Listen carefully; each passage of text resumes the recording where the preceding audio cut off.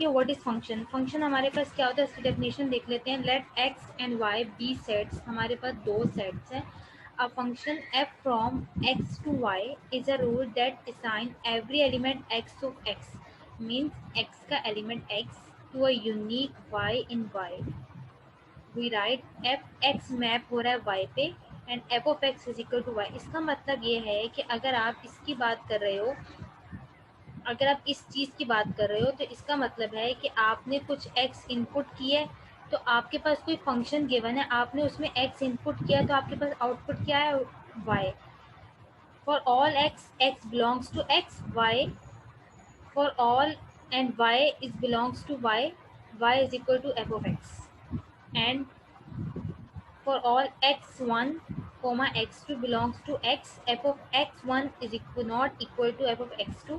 इस मैप हो रहे हैं x1 is not equal to x2। ये हमारे पास डेफिनेशन है फंक्शन की कि अगर x1, अगर हमारे पास कोई फंक्शन है, लेकिन फंक्शन का मतलब ये है कि इसका मतलब है हमारी y की वैल्यू, मीन्स हमारे पास कुछ आउटपुट आया है, f of x1 is not equal to f of x2 means implies that x1 is not equal to x2। x हमारे पास क्या होती है, डोमेन होती है, एंड y हमारे पास क्या होती है, कोडोमेन। और जो आप मैपिंग हो रही होती है इन दो बिटवीन के सेट्स के दरमियान, तो उसको हम कहते हैं image of x under f। मतलब आप मैप कर रहे हो x को कोडोमेन में मैप कर रहे हो, तो आपके पास जो इमेज होगी x की वो किसके अंडर होगी, f। आपने उस पर क्या फंक्शन अप्लाई किया, pre image of y under f। इसका मतलब है यहाँ हमने क्या पढ़ा कि image of x under f। Pre image का मतलब है y की जो आपकी इमेज होगी अंडर f, उसको हम बोलते हैं प्री इमेज, मतलब रिवर्स एरिया। मतलब आप पहले पहले आप अगर स्ट्रेट मूव कर रहे हो, देन आप दोबारा उसी रास्ते पर उल्टा मूव करो, तो आप लोग क्या कहते हैं, उसको प्री इमेज कहते हैं। रेंज क्या होती है, subset of y with pre images. हम इसके एग्जाम्पल देख लेते हैं।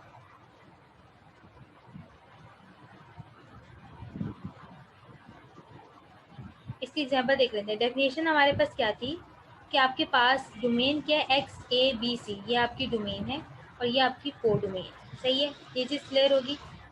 अब देखिए, हमने प्री इमेज को तो हम बाद में देखेंगे, पहले हम देखते हैं कि इसमें जो मैपिंग हो रही है, मैंने क्या बोली थी ये बात कि इनके दरमियान में जो मैपिंग हो रही है हम उसको क्या नाम से रिकॉल कर रहे हैं, एफ। मतलब उस पर फंक्शन अप्लाई हो रहा है। सही है। अब अगर मैं मैपिंग की देख रही हूँ तो ए किस पे मैप हो रहा है, 2 पे, बी किस पे मैप हो रहा है, 4 पे, एंड सी किस पे मैप हो रहा है, 2 पे। तो हमारी रेंज क्या होगी, अब यहाँ चेक करें, यहाँ हमारी रेंज क्या होगी, 2 और 4। Codomain Y, X is called domain, और प्री इमेज क्या, मुझे मैंने क्या बोला था, अगर हम स्ट्रेट मूव कर रहे हैं, यहाँ आके स्टॉप कर देते हैं, देन दोबारा उसी रास्ते पर मूव करें, तो आपके पास क्या हो जाएगी, वो प्री इमेज हो जाएगी। प्री इमेज ऑफ 2, मतलब 2 की हमारे पास प्री इमेज क्या है, A and C, that is called preimage. अब हम देख लेते हैं।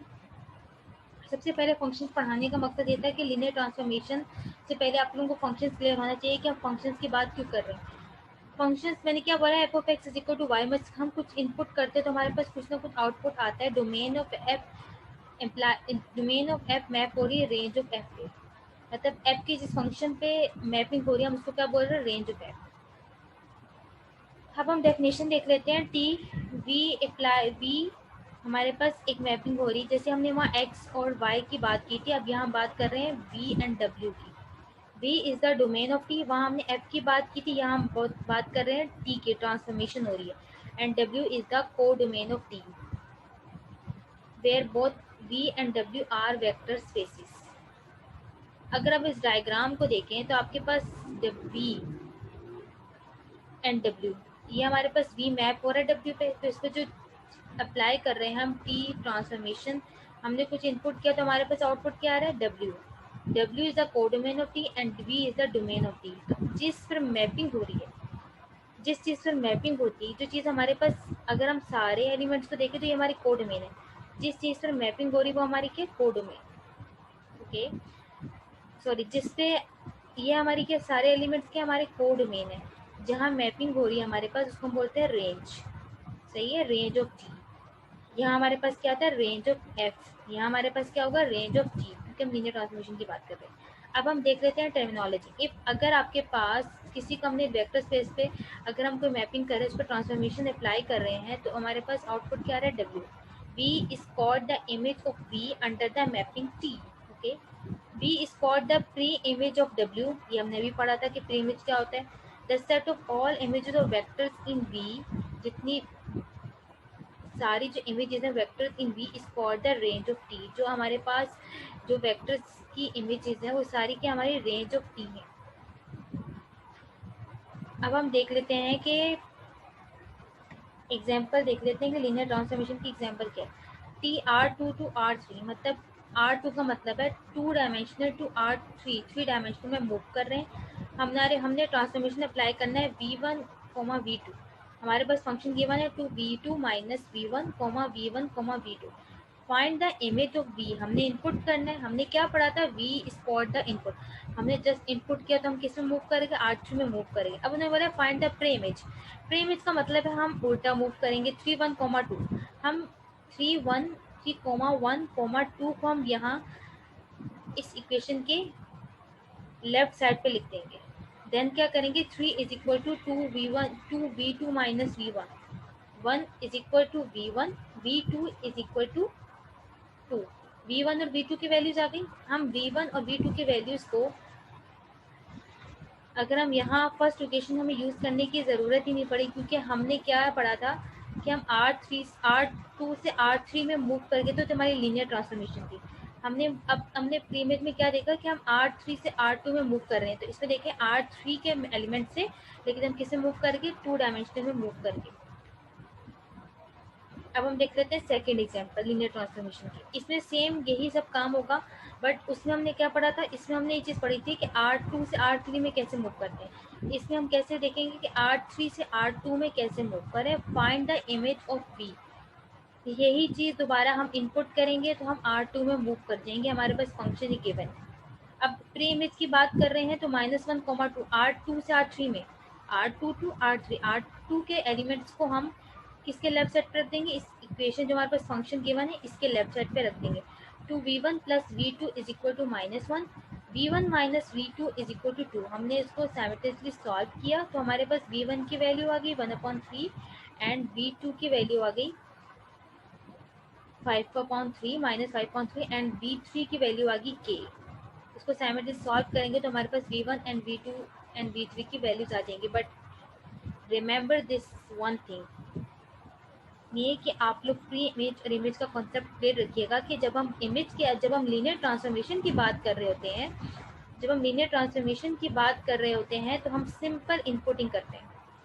लेकिन जब हम प्री इमेज की बात कर रहे हैं तो हम अभी यहाँ क्या करें, R3 टू R2 में मूव कर रहे हैं. बट प्री इमेज में हम कैसे मूव करेंगे,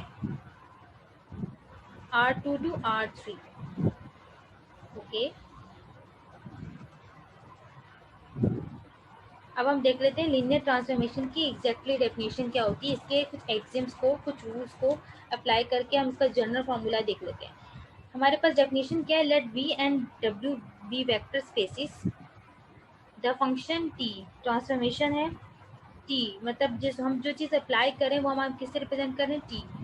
V to W is called a linear transformation of V into W if the following two properties are true for all U and V in V for any scalar C.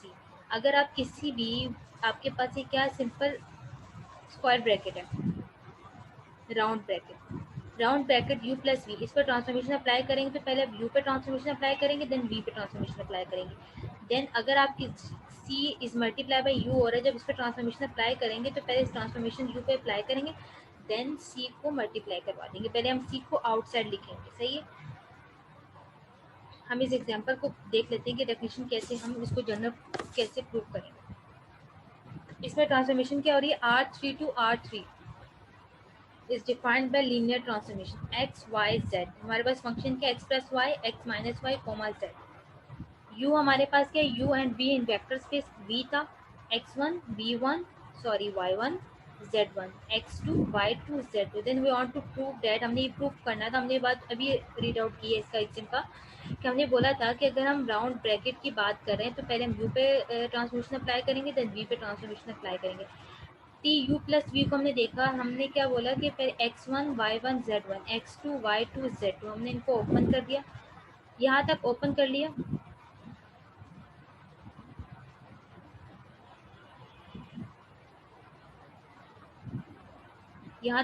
लिया. अब इस पर transformation apply करेंगे। What is transformation apply, कैसे करनी है हमें?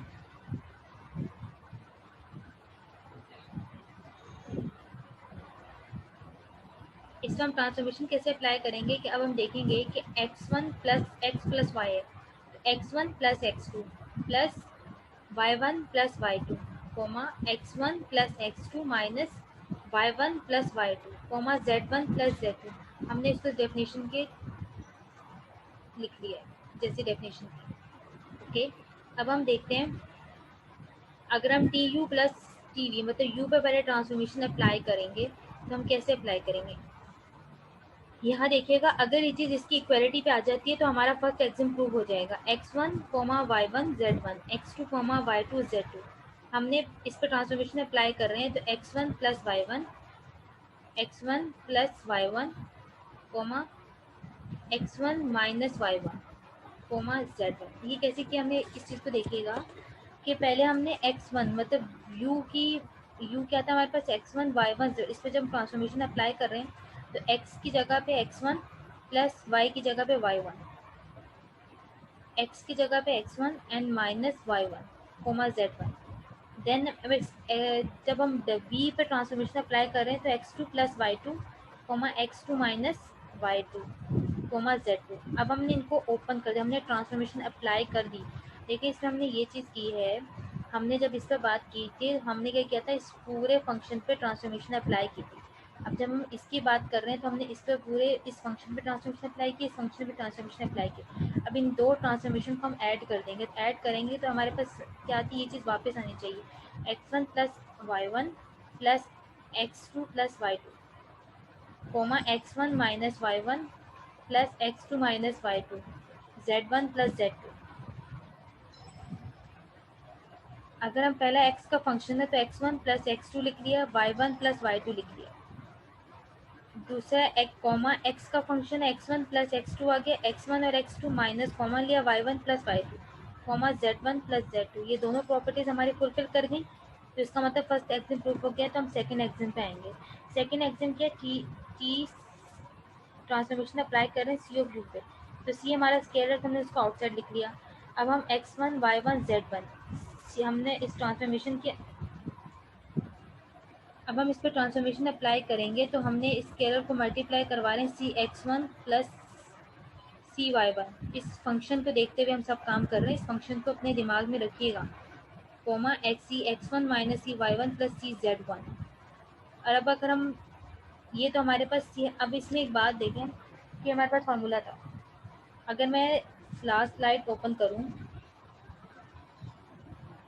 मेरे पास ये था ना कि सी ऑफ यू को जब मल्टीप्लाई कराएंगे देन उस पर ट्रांसफॉर्मेशन अप्लाई करेंगे। यही चीज़ की है मैंने कि पहले सी ऑफ यू को आपस में मल्टीप्लाई करवाए देन उसको मैंने ट्रांसफॉर्मेशन अप्लाई की है।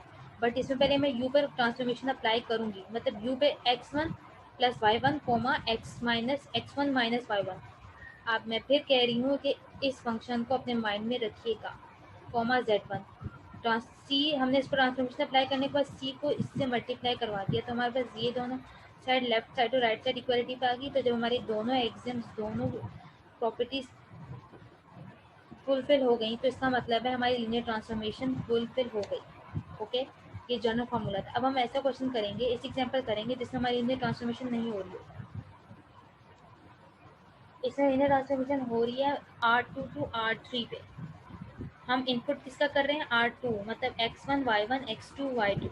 ये चीज़ हमने की x1 y1 x2 y2 x1 plus x2 coma y1 plus y2। जब हमने इस पर ट्रांसफॉर्मेशन अप्लाई की तो x स्क्वायर है, देखिए x स्क्वायर है।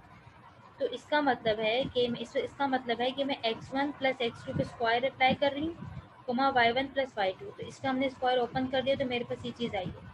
अब u पे मैं जब मैं ट्रांसफॉर्मेशन अप्लाई करूँगी तो x1 का स्क्वायर y1 x2 का स्क्वायर y2। जब मैं इन दोनों ट्रांसफॉर्मेशन को ऐड कर रही हूँ तो मेरे पास ये दोनों चीज़ें डिफरेंट आ रही है।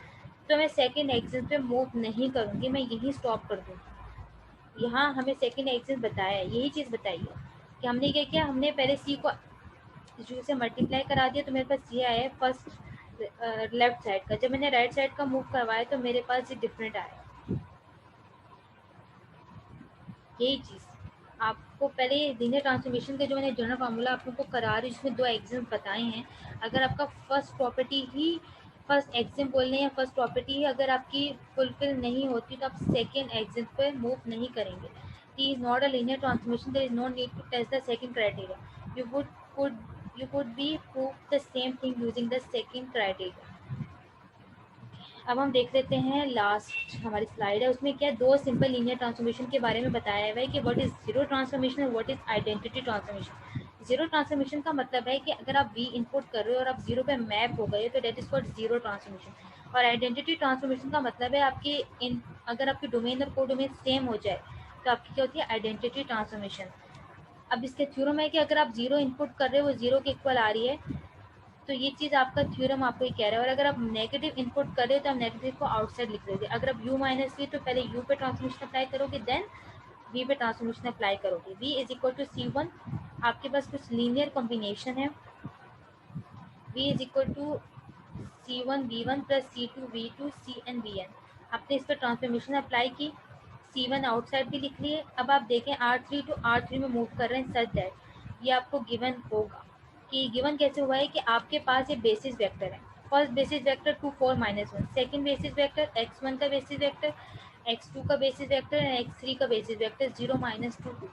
अब आपने ट्रांसफॉर्मेशन अप्लाई करनी है t minus transformation minus 2 4 minus 1। तो आप कैसे अप्लाई करोगे, इस फॉर्मूले को देखिए, ये फॉर्मूला इसकी जगह आपने ये पुट कर दिया। c1 as it is, c1 आपके पास क्या माइनस 2, v1 की आपकी ट्रांसफॉर्मेशन के 1 0 0, इसकी ट्रांसफॉर्मेशन अभी हमने ये लिखा है, ये चीज़ इसके इक्वल है। जब आप इस पर ट्रांसफॉर्मेशन अप्लाई करेंगे देन आप इसकी वैल्यूज पुट करेंगे। Plus 4 0 1 0 1 0 0 0 1 0 0 1 2 4 minus 1। जब आप इस पर ट्रांसफॉर्मेशन अप्लाई करोगे तो आप मुझे बताओ कि इसकी जो ट्रांसफॉर्मेशन है किसके इक्वल है, 2 4 माइनस 1 एंड प्लस 4। x2 की ट्रांसफॉर्मेशन किसके इक्वल है, 1 3 माइनस 2 की। एंड सेकेंड की ट्रांसफॉर्मेशन किसके इक्वल है, 0 माइनस 2 2 के। तो किस पे हम मूव करके 0 6 माइनस 8, R3 टू R3 में हम मूव करेंगे तो that is called linear transformation है। और ये हमारे पास थ्योरम है और ये हमारे पास टू सिंपल लीनियर ट्रांसफॉर्मेशन